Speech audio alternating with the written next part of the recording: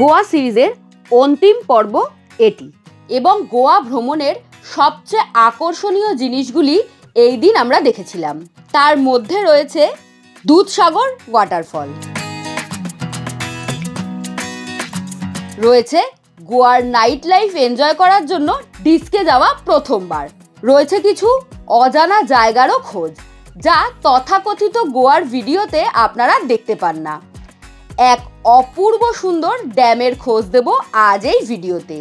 কিছু অচেনা সি বিচেরও খোঁজ মিলবে কিছু অজানা ফোর্টেরও খোঁজ। তাহলে আর দেরি কিসের, চলুন আপনাদেরকে গোয়া থেকে ঘুরিয়ে নিয়ে আসি।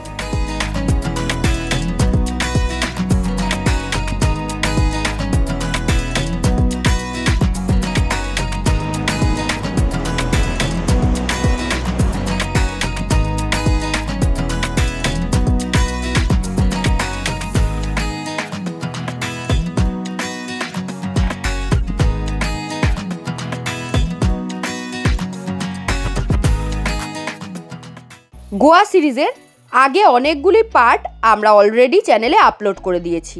কলকাতা থেকে গোয়া যাওয়ার গল্প, নর্থ গোয়ার গল্প, ওল্ড গোয়ার গল্প, সমস্ত ভিডিওর লিঙ্ক আমি ডেসক্রিপশানে এবং আই বাটনে দিয়ে দিলাম। ভিডিওগুলো দেখলে এই ভিডিওটা বুঝতে সুবিধা হবে। গুড মর্নিং এভরিওয়ান, আজকে গোয়াতে আমাদের লাস্ট ডে। কালকে সকাল সকাল আমাদের গোয়া থেকে ট্রেন রয়েছে কলকাতা ফেরার।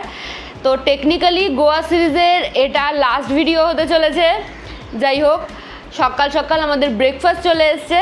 ব্রেকফাস্টে আজকে রয়েছে ভেজ স্যান্ডউইচ, তার সাথে কেচাপ দিয়েছে, ডিমের অমলেট রয়েছে, আর ফ্রুটসে রয়েছে আমার ফেভারিট পাইনাপেল। এর সাথে চাও থাকে, তবে আমরা চা সকাল সকাল আর খাই না, তাই জন্য দিতে বারণই করি। ব্রেকফাস্টটা করে নিই, তারপর বেরোতে হবে, গাড়ি চলে আসবে এক্ষুনি। তো এখন আমরা রেডি হয়ে বেরোচ্ছি। আজকে যে আমাদের ট্যুরটা রয়েছে, এই ট্যুরটা জেনারেলি গোয়ার যে আইটিনারি তাতে থাকে না, আমরা এটা স্পেশালি রিকোয়েস্ট করেছি, আপনারাও করতে পারেন। চলুন, বেশ কয়েকটা অচেনা জায়গা থাকবে আজকের ভিডিওতে। গাড়ি আমাদের চলে এসছে, এখন গাড়িতে যাচ্ছি আমরা, চলুন। আজকে বেশ ভালো মেঘলা ওয়েদার, ঝিরিঝিরি বৃষ্টিও শুরু হয়ে গেছে। আমরা এখন যাচ্ছি সালাউলিম ড্যাম বলে একটা ড্যাম আছে, যেটা সাউথ গোয়াতে পড়ে। আমরা নর্থ থেকে এখন সাউথের দিকে যাচ্ছি, আর এটার ডিস্টেন্স বেশ অনেকটা, প্রায় 78 কিলোমিটার মতো এই বাগা বিচ থেকে। গুগল ম্যাপে মোটামুটি ওই 2 ঘন্টা 10 মিনিট মতো দেখাচ্ছে, দেখা যাক। আরও মেনলি আমাদের ওইদিকে যাওয়ার উদ্দেশ্যটা হচ্ছে ওই ড্যামটা দেখবো বলে, খুব সুন্দর ড্যামটা।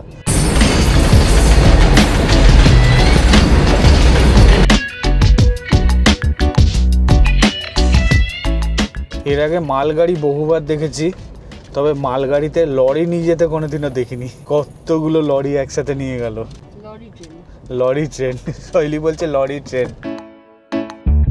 জায়গাটা দারুণ সুন্দর, আমরা যে রাস্তা দিয়ে যাচ্ছি অসাধারণ। মানে আপনারা যদি কেউ একটু অ্যাডভেঞ্চার পছন্দ করেন, এই ট্যুরটা অবশ্যই করবেন। দুধারে ঘন জঙ্গল আর মাঝখান থেকে কালো পিচের রাস্তা। রাস্তার কন্ডিশনও বেশ ভালো, তবে দারুণ লাগছে এই ট্যুরটা করে।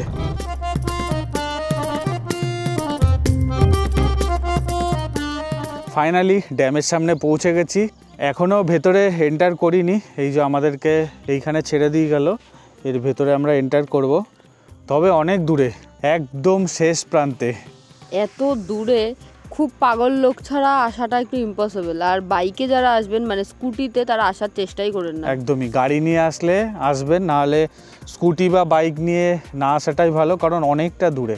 গুগল ম্যাপে দেখাচ্ছে তো আপনাদেরকে বললামই, ওই 78 কিলোমিটার মতো, বাট পাহাড়ি রাস্তা, অনেকটা রাস্তা, প্রায় 3 ঘন্টা মতো টাইম লেগে গেল। মানে এইসব সাইডে যদি কেউ থাকেন তাহলে আসতে পারেন বাইক বা স্কুটি নিয়ে, এখানে রাখার জায়গা আছে।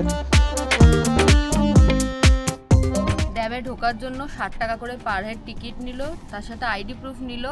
যেহেতু আমরা হাজব্যান্ড ওয়াইফ, তাই একজনেরটাই লাগলো, আর যারটা নিল তাকে সই করতে হলো, মানে আমারটা নিয়েছিল, আমাকে সই করতে হলো। এই হলো ড্যাম। চারিদিকটা ভীষণ সুন্দর, একদিকে গ্রিনারি আর একদিকে জল রয়েছে আর কি, যেরকম থাকে সমস্ত ড্যামে। চলুন সামনের দিকটা হেঁটে হেঁটে যাই।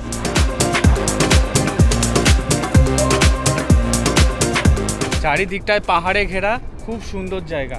মেন যেটার জন্য আসা সেটা হলো সামনে আছে চমকটা, সেটা দেখাবো। একটু হেঁটে হেঁটে যেতে হবে সামনের দিকে, চলুন।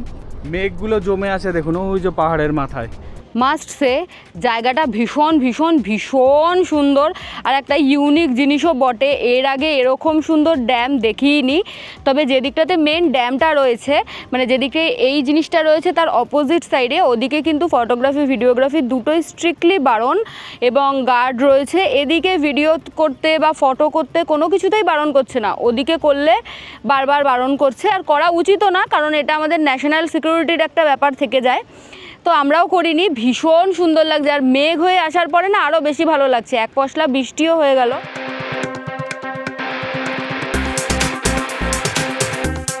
এই ড্যামটায় অবশ্যই ভিজিট করবেন। তবে একটা জিনিস বলার আছে, সেটা হচ্ছে এখানে নেটওয়ার্ক থাকে না, মোবাইলে নেটওয়ার্ক থাকে না, তো অবশ্যই ক্যাশ ক্যারি করবেন। আচ্ছা, যদি কেউ ম্যাপ দেখে আসেন মানে গুগল ম্যাপ, তাহলে আপনারা অফলাইন ম্যাপটা ডাউনলোড করে নেবেন, কারণ অনলাइन এখানে কাজ করবে না। अभी हम लोग कहाँ पर जा रहे हैं? अगोंडा बीच। अगोंडा बीच कितना दूर है इधर से? 47 किलोमीटर। अरे बाप रे, এখান থেকে 47 কিলোমিটার দূরে। कितना टाइम लग जाएगा इधर से? 1 घंटा 14 मिनट। বাবা, তো গুগল ম্যাপে তো দেখাচ্ছে 1 ঘন্টা 14 মিনিট মতো, মানে রাস্তা প্রচণ্ড ঘোরানো। ওই গাড়িতে সময় লাগবে ধরুন 2 থেকে 2.5 ঘন্টা, কারণ পাহাড়ি রাস্তা আর রাস্তার সৌন্দর্য সত্যি অপূর্ব।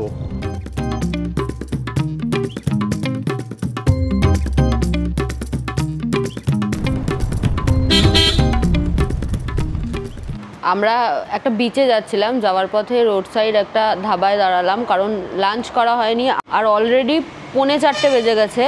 তো এখানে একটা পিওর ভেজ ধাবা দেখলাম। মানে যেগুলো ননভেজ রেস্টুরেন্ট সেগুলোতে কী প্রবলেম হচ্ছে, প্রচণ্ড মাছের গন্ধ আসছে, কারণ লোকজন এখানে এসে মাছ খায়, এক্সপেরিমেন্ট করে। তো আমি খেতে পারতাম না, তাই জন্য পিওর ভেজ রেস্টুরেন্টে দাঁড়িয়েছি। একটা ভেজ ফ্রাইড রাইস আর পনির বাটার মশলা ওটাই অ্যাভেলেবেল ছিল, নিয়েছি। ভেজ ফ্রাইড রাইসের দাম নিয়েছে 120 টাকা আর পনির বাটার মশলার দাম নিয়েছে 260 টাকা। এই ধাবাটায় খেলাম, খাবারটা ওকে ছিল, খুব একটা ভালো লাগেনি, কারণ ভালো লাগবে না স্বাভাবিক ব্যাপার, কারণ এখানকার লোকাল মানুষদের টেস্ট আর আমাদের টেস্ট বাট কখনো এক হতে পারে না। যাই হোক, ঠিকঠাক, মানে মোটামুটি একটু হালকা পেট ভরেছে। তবে ফ্রাইড রাইসটা তাও খাওয়া গেল, মানে ভাজা ভাত দিয়েছিল, আর পনিরটা একদমই ভালো ছিল না। এখন আবার আমাদের নেক্সট ডেস্টিনেশনের দিকে যাচ্ছি, চলুন। পুরো মনে হচ্ছে আমরা এখন নর্থ বেঙ্গলে ঘুরছি, মানে আমাদের নর্থ বেঙ্গলের যে পাহাড়গুলো হয় যেরকম টাইপের, পুরো সেরকম মনে হচ্ছে।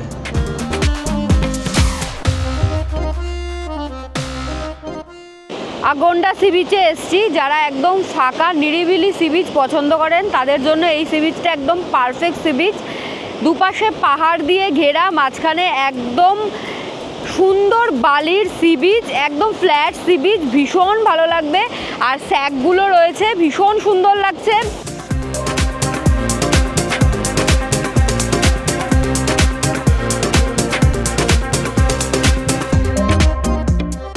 আমার তো বেশ ভালো লাগলো। চলুন এখন নেক্সট স্পটের দিকে যাওয়া যাক।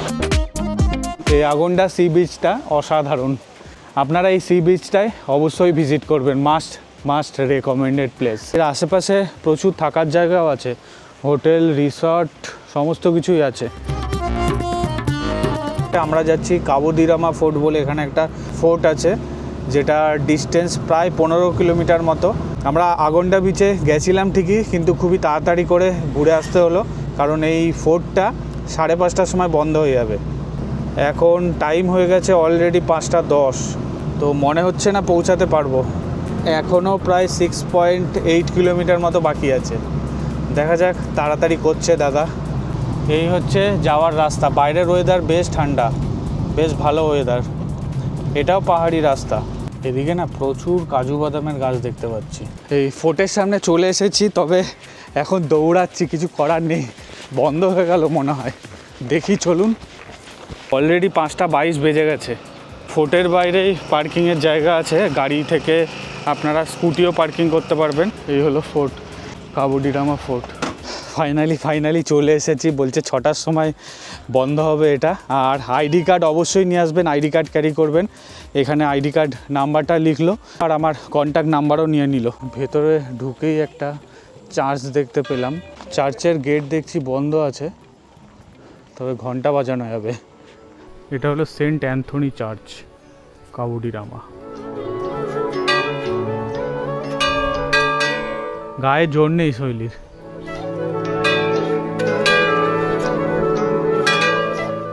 এরকম হচ্ছে রাস্তা, পাথরের রাস্তা দিয়ে সামনের দিকে এগোতে হবে, আর চারিদিকে জঙ্গল। জায়গাটার নাম কাবডিরামা ফোর্ট হলেও ভেতরে কিন্তু ফোর্টের মতো কিছুই নেই, কিছু ধ্বংসাবশেষ রয়েছে, উঁচু উঁচু পাঁচিল। যেখানে আমি দাঁড়িয়ে আছি এই জায়গাটাও সেরকমই একটা, তবে এখান থেকে সমুদ্রের একটা দারুণ সুন্দর ভিউ রয়েছে। শুধু দারুণ বললে ভুল হবে, অসাধারণ ভিউ রয়েছে, মাসমারাইজিং। আর এই ওয়েদারের সাথে আরও বেশি ভালো লাগছে। আমরা প্রচণ্ড এনজয় করছি, বেশ ভালো ভালো ফটো আসবে, আশা করি আপনাদেরও ভালো লাগবে।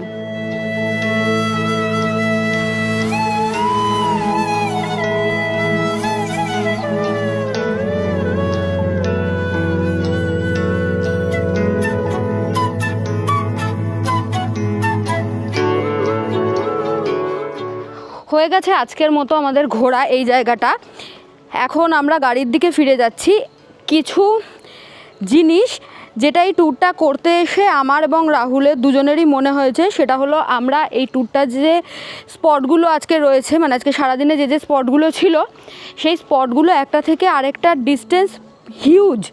তো ফলে আমরা যেহেতু বাগা বিচে ছিলাম, বাগা বিচে থেকে এই প্রথম যে স্পটটা সেটাতে আসতেই 3 ঘন্টা লেগে গেছে।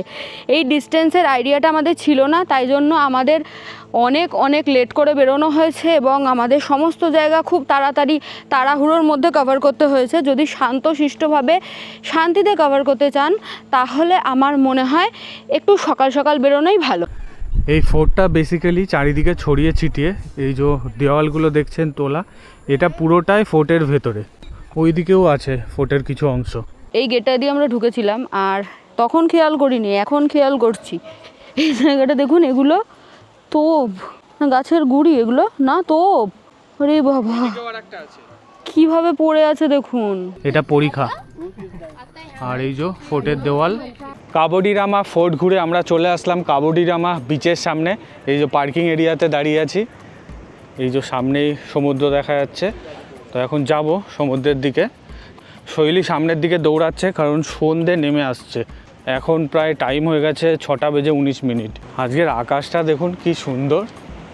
তো দাঁড়িয়ে আছি এখন কাবডিরামা বিচে। বিচের নিচে নামা যায় না কারণ এই জায়গাটা পুরোটাই পাথুরে, পাহাড়ের ওপর থেকেই সমুদ্রের ভিউটা উপভোগ করতে হবে। সারি সারি নারকেল গাছ আর এই সমুদ্রের জলটা, তার সাথে সানসেটের এই ভিউটা মাসমারাইজিং। শ্যাকগুলো রয়েছে বেশ বড় বড়, সেখানে আপনারা এনজয় করতেই পারেন। লাউড মিউজিক বাজছে, আলাদাই একটা এক্সপিরিয়েন্স। যারা এই দিকে থাকবেন তাদের জন্য এই বিচটা একেবারে স্বর্গ হবে সন্ধ্যের পর থেকে, অন্তত আমার তো সেরকমই মনে হলো।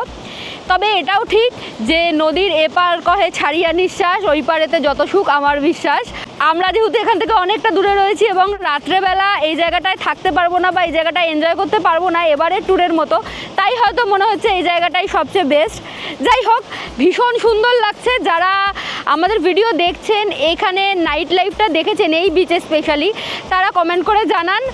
আর যদি কেউ নতুন করে প্ল্যান করে থাকেন আইটিনারি, তাহলে তারা এখানে একটা রাত স্টে করতেই পারেন, সেটা আপনাদের আইটিনারিতে রাখতেই পারেন। আর এটা কিন্তু আরব সাগর, আরবিয়ান সি। এটা আমাদের দীঘা পুরীতে যেরকম আমরা বে অফ বেঙ্গল দেখতে পাই, এটা হচ্ছে আরবিয়ান সি। তো ভীষণ সুন্দর লাগছে, ভীষণ সুন্দর। আর তার সাথে সাথে এক রাশ মন খারাপ যে গোয়া ট্রিপ আজকেই শেষ। হোটেলে ফিরে ফ্রেশ হয়ে প্যাকিং সেরে নিলাম। এরপর খাওয়া দাওয়া করে আমরা বেরোলাম নাইট লাইফ এনজয়ের জন্য। এখন রাত 12:30 মতো বাজে, আরও বেশি আর কি।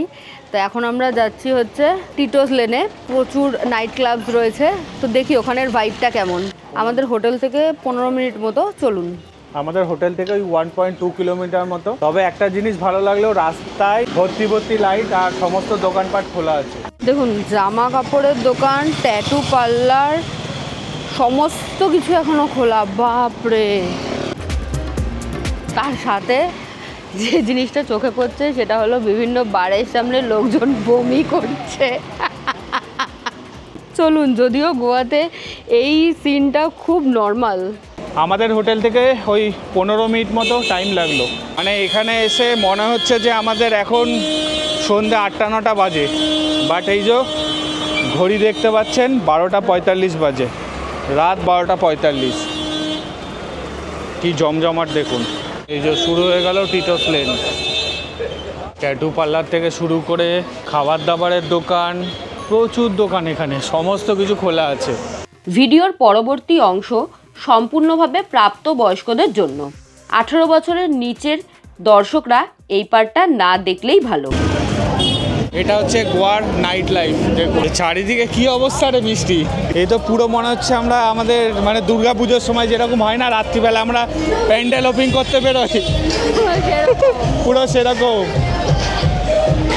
ওয়াও, এখানে স্কুটি পার্কিং করার জায়গা আছে। যারা ভাবছেন স্কুটি নিয়ে আসবেন তারা এখানে পার্কিং করতে পারেন, এবং 4 হুইলারও রাখা যায়। এই যে পরপর দেখুন লাইন দিয়ে স্কুটি আছে। যারা ভাবছেন স্কুটি রেন্ট করে ঘুরবেন, সমস্ত জায়গায় মোটামুটি পার্কিং করার জায়গা আছে। এগুলো সবই পেড পার্কিং। টিটোস লেন এক অন্য জগৎ। যেদিন থেকে আমরা গোয়া গিয়ে পৌঁছই সেই দিন থেকেই এই জায়গাটা এক্সপিরিয়েন্স করার ইচ্ছে ছিল আমাদের দুজনের। একেবারে শেষ দিন ভাবলাম আজ না গেলে আর হয়তো এবারের মতো যাওয়া হবে না। তাই আমরা প্রায় মাঝরাতে রওনা দিলাম টিটোস লেনের উদ্দেশ্যে। সম্পূর্ণ গলিতে প্রচুর পাবস রয়েছে, এছাড়া গোয়ার বিভিন্ন জায়গায় ছড়িয়ে ছিটিয়েও পাবস রয়েছে। তো আপনারা যদি ঢুকবেন প্ল্যান করে থাকেন তাহলে বিভিন্ন জায়গায় জিজ্ঞাসা করবেন কি প্যাকেজ চলছে, তারপর আপনাদের যেটাতে ঠিক মনে হবে সেটাতে যেতে পারেন। তবে এই ভিডিওতে দেখানো অ্যালকোহল এবং স্মোকিং কোনোটাই কিন্তু স্বাস্থ্যের জন্য ভালো নয়। আমরা যেই সময় গিয়েছিলাম সেই সময় মোটামুটি পাবসগুলোতে এন্ট্রি স্টার্টিং হয়ে যাচ্ছিল 500 টাকা থেকে। তো এটা আপনারা একটু যাচাই করে নেবেন। আর প্রচুর জায়গায় খুব লাউড মিউজিক বাজছিল, অনেকে রাস্তাতেও নাচ গান করছিল, সেটা তো আপনারা দেখলেনই ভিডিওতে। ওভারঅল এক্সপিরিয়েন্স প্রথমবারের জন্য আমাদের বেশ ভালো। আমরা ভিজিট করেছিলাম সেপ্টেম্বর মাসের মিড উইকে। পাবে এন্ট্রি করার জন্য কাপেল এন্ট্রি হচ্ছে 1000 টাকা, তার সাথে 4টে বিয়ার ফ্রি ছিল। ঢোকার মুখে এই যে ব্যান্ড লাগিয়ে দিয়েছে। যাই হোক ওভারঅল এক্সপিরিয়েন্স আমাদের বেশ ভালো, বাট কান ঝালাপালা করছে ভাই। বেসিক্যালি আমাদের দুজনেরই প্রথমবার এক্সপিরিয়েন্স করলাম, দেখলাম কেমন লাগে। এখন ভোর 4টে মতো বাজে। আমাদের কলকাতা ফেরার ট্রেন রয়েছে আজকে ভাস্কো ডা গামা থেকে, তাই আমরা এখন হোটেল থেকে চেক আউট করে বেরোচ্ছি। গাড়ি আমাদের জন্য চলে এসছে। তবে এক্ষুনি আপনাদেরকে বিদায় জানাবো না, গোয়াকে বিদায় জানালেও, কারণ আপনাদের সাথে এখনও শেয়ার করা বাকি আছে দুধসাগর ওয়াটারফল, যা গোয়ার একটি অন্যতম আকর্ষণীয় সাইট সিন। তো সেটা আমরা এখন যেহেতু বর্ষাকাল তাই বন্ধ রয়েছে, আমরা ট্রেন থেকে যেতে যেতে দেখব, সেটাই আপনাদের সাথে শেয়ার করব। গাড়ি আমাদের ছেড়ে দিয়েছে বাগা বীচ থেকে। ভাস্কো ডা গামা যে রেলওয়ে স্টেশন আছে সেটার দূরত্ব বেশ অনেকটা, প্রায় 45 কিলোমিটার মতো। গাড়িতে সময় লাগবে ধরুন ওই 1 ঘন্টা থেকে 1.5 ঘন্টা। রাস্তা একদম ঘুটঘুটে অন্ধকার। এইবারের মতো গোয়াকে বিদায় জানিয়ে আমরা আমাদের আবার বাড়ির দিকে রওনা দিলাম। আবার আসবো কোনো না কোনো দিন। ভাস্কো ডা গামাতে আমরা পৌঁছে গেছি, মানে ভাস্কো ডা গামা রেলওয়ে স্টেশনে। গোয়াতে 2টো রেলওয়ে স্টেশন আছে, ভাস্কো ডা গামা আর মাডগাঁও। আমরা ভাস্কো ডা গামা থেকে ট্রেনে উঠবো, এখান থেকেই ট্রেনটা ছাড়ে 18048 Vasco da Gama two Shalimar train, যেটা এই একটাই ট্রেন রয়েছে যেটা কলকাতা থেকে চলে, কলকাতা টু গোয়া। এই ট্রেনটা সপ্তাহে 4 দিন চলে। সকাল 6:30 নাগাদ ভাস্কো ডা গামা থেকে ছাড়বে। চলুন ভেতরে যাওয়া যাক। ট্রেন কিন্তু 1 নম্বর প্ল্যাটফর্মে দেওয়ার কথা। ঘড়ির কাটার সময় হচ্ছে এখন 5:58। আর এই যে আমাদের ট্রেন 1 নম্বর প্ল্যাটফর্মে ঢোকাচ্ছে। আলো আস্তে আস্তে ফুটছে, খুব সুন্দর লাগছে। দেখুন আকাশটা।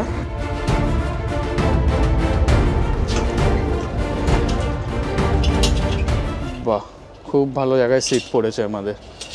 কত নাম্বার সিট মিষ্টি? 52 আর 50। আচ্ছা 50।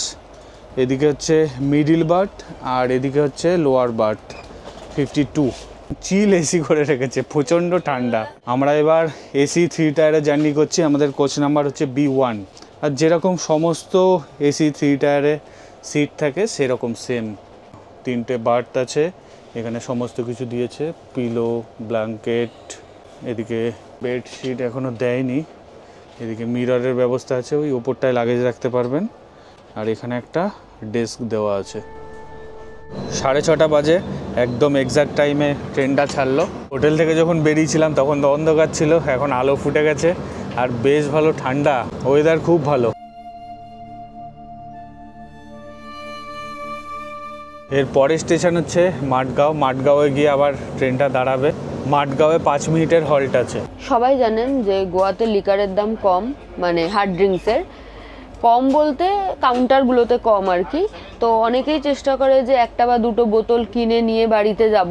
সেক্ষেত্রে কিন্তু একটা জিনিস মাথায় রাখবেন যে ট্রেনে কিন্তু কোনো রকম কোনো হার্ড ড্রিঙ্কস অ্যালাউ না। আর যে সমস্ত জায়গায় যেই স্টেটে আর কি হার্ড ড্রিঙ্কসের দাম কম হয়, সেখান থেকে ট্রেন ছাড়লে কি হয়, চেকিং হয়তো স্টেশনে করে না, মানে প্ল্যাটফর্মে করে না, ওরা ওই হঠাৎ করে র্যান্ডাম চেকিংয়ের জন্য ট্রেনে উঠে যায়।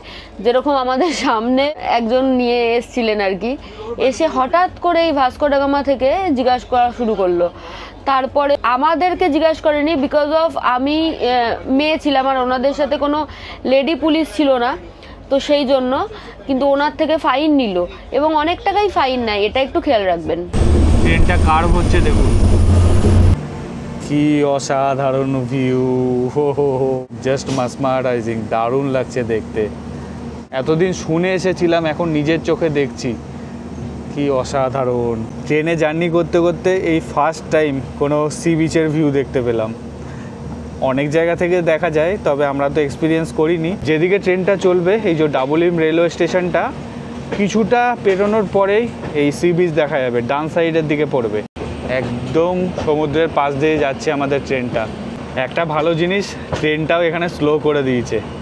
আর এরকম সমুদ্রের পাশ দিয়ে ট্রেনের জার্নি করেছেন কারা কারা, অবশ্যই কমেন্ট করে জানাবেন। ট্রেনের এসি কম্পার্টমেন্টটা বেশ ফাঁকা, কেউই নেই বলতে গেলে। আমরা বসে বসে খাবার অর্ডার করছিলাম। ব্রেকফাস্টটা তো আমাদের কাছে যা খাবার দাবার আছে তাই দিয়ে চালিয়ে নেব, বাট লাঞ্চ তো করতে হবে। তো এই দিকে সেরকম কোনো অপশান দেখছিলাম না। থালি অর্ডার করতে ভয় লাগছে, কারণ সাউথের দিকের খাবার খুব একটা খাওয়া যায় না। তাই ডমিনোজের অপশান পেলাম, ডমিনোজ পিজাই অর্ডার করলাম। কি নাম স্টেশনটা? Triple S Hubballi junction. এই যে আমরা ক্যাটারিংয়ের মাধ্যমে খাবারটা অর্ডার করলাম। প্যান্ট্রি কার আছে নাকি ট্রেনে? এই ট্রেনে টোটাল 4টে জেনারেল কম্পার্টমেন্ট রয়েছে, 2টো সামনের দিকে আর 2টো পেছনের দিকে। স্লিপার কোচ রয়েছে 9টা, আর এসি 3 টায়ার কোচ রয়েছে 4টে। এসি সেকেন্ড ক্লাস রয়েছে 2টো। প্যান্ট্রি কারের ব্যবস্থা কিন্তু ট্রেনে নেই, তবে সাইড প্যান্ট্রি আছে, আপনারা খাবার দাবার অর্ডার করে খেতেই পারেন। শালিমার থেকে ভাস্কো ডা গামা পর্যন্ত এই ট্রেনের স্লিপার ক্লাসের ভাড়া 810 টাকা করে। আমরা কিন্তু ভাস্কো ডা গামা থেকে শালিমার পর্যন্ত জার্নি করছি। এসি 3 টায়ারের ভাড়া 2130 টাকা করে জনপ্রতি, আর এসি 2 টায়ারের ভাড়া 3080 টাকা করে।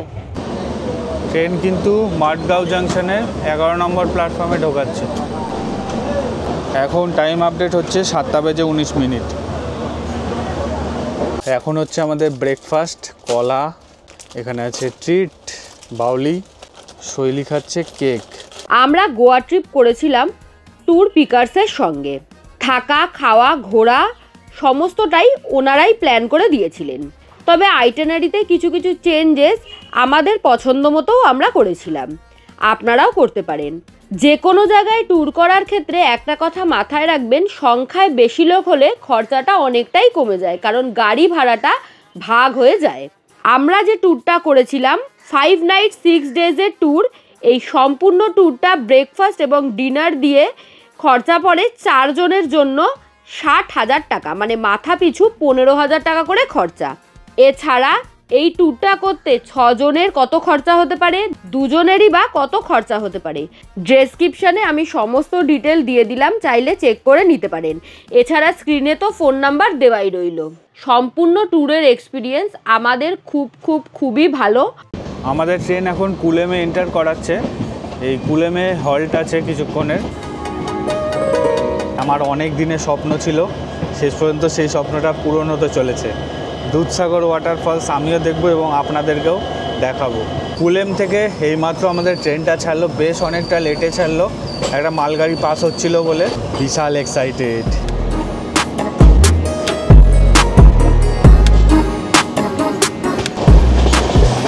এই কুলেম বলে স্টেশনটার পরে আরও একটা স্টেশন আছে সোনালিয়াম বলে একটা স্টেশন, যেখানে এই ট্রেনটা হল্ট দেবে না। তো এই সোনালিয়াম স্টেশনের পরেই হচ্ছে দুধসাগর ওয়াটারফলস আমরা দেখতে পাবো। এখনও আসেনি, বেশ খানিকটা এখনও টাইম বাকি আছে, তবে পুরো জঙ্গলের মধ্যে দিয়ে যাচ্ছে ট্রেনটা।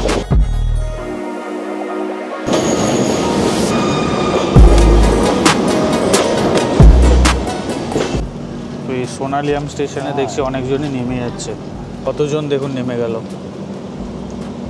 শৈলী আর আমি দুজন মিলে গেটের সামনে দাঁড়িয়ে আছি দুধসাগর ওয়াটারফল দেখবো বলে। কেমন এক্সাইটেড? প্রচণ্ড। শুধুমাত্র এই দুধসাগর ওয়াটারফলটা দেখার জন্য আমরা ট্রেনে করে ফিরছি।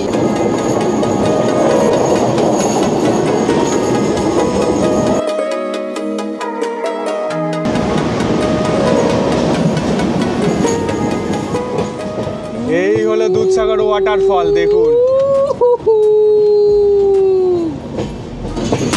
অনেকটা মেঘে ঢেকে আছে।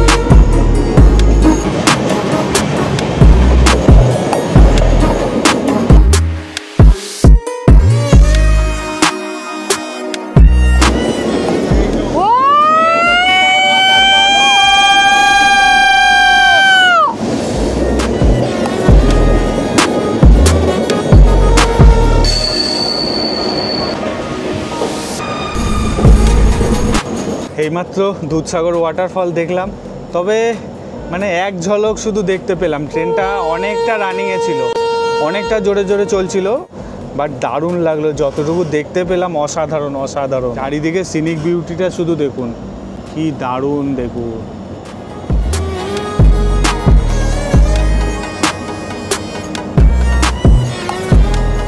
এই ট্রেনের জার্নিটা এতটাই সুন্দর, আপনারা একটুকুও চোখ সরাতে পারবেন না, এতটা সুন্দর।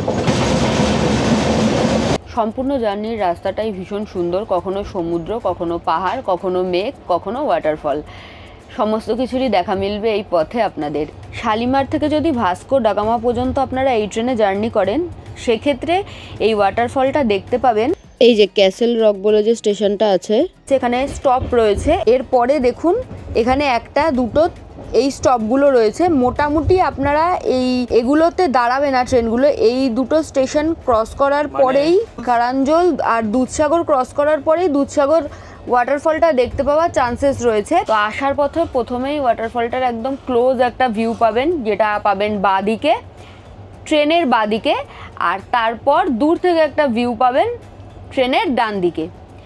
আর এই জিনিসটাই উল্টো হয়ে যাবে, যেরকম আমরা যাচ্ছি, আমরা ভাস্কো ডা গামা থেকে শালিমার পর্যন্ত যাচ্ছি, সেক্ষেত্রে এই যে কুলিম বলে যে স্টেশনটা রয়েছে, ওটার পরেই মানে ওটা আসলেই আপনারা মোটামুটি উঠে যাবেন। ওটার পরে এই যে এইটা এখানে তো দাঁড়াবে না, হ্যাঁ এখানে তো দাঁড়াবে না, এর পরেই আপনারা দেখতে পারবেন। প্রথমে দেখতে পারবেন বাঁ হাতে দূর থেকে একটা সুন্দর ভিউ পাবেন, আর তারপর ডান হাতে দেখতে পারবেন একদম ক্লোজ ভিউ। মোটামুটি এই ট্রেনটাতে যেতে মানে আমরা মোটামুটি এই ট্রেনে করে গিয়ে কালকে এই যে সাঁতরাগাছিতে 10:36 নাগাদ ঢোকানোর কথা রাত, আর শালিমারে 11:45 নাগাদ। মোটামুটি দুদিনের বেশি সময় লাগার কথা আর কি। যাই হোক, ঠিক আছে, আমরা এই জার্নিটা করি। আশা করি আমাদের এই গোয়া সিরিজ আপনাদের ভালো লেগেছে। এই ভিডিওটার সাথে সাথেই গোয়া সিরিজ শেষ হচ্ছে। গোয়া সিরিজ কেমন লাগলো, আর কি কি নতুন ইনফরমেশান চান, বা আপনারা অন্য কোনো হেল্প চান কিনা, সমস্ত কিছুই আমাদেরকে কমেন্ট সেকশানে জিজ্ঞাসা করতে পারেন। আমরা অবশ্যই চেষ্টা করব আপনাদের সমস্ত প্রশ্নের উত্তর দেওয়ার। এই ভিডিওটা আমি এখানেই শেষ করছি। আশা করছি ভিডিওটা ভালো লেগেছে। ভালো লাগলে please do like, share and subscribe Shailee's lifestyle. Thank you for watching.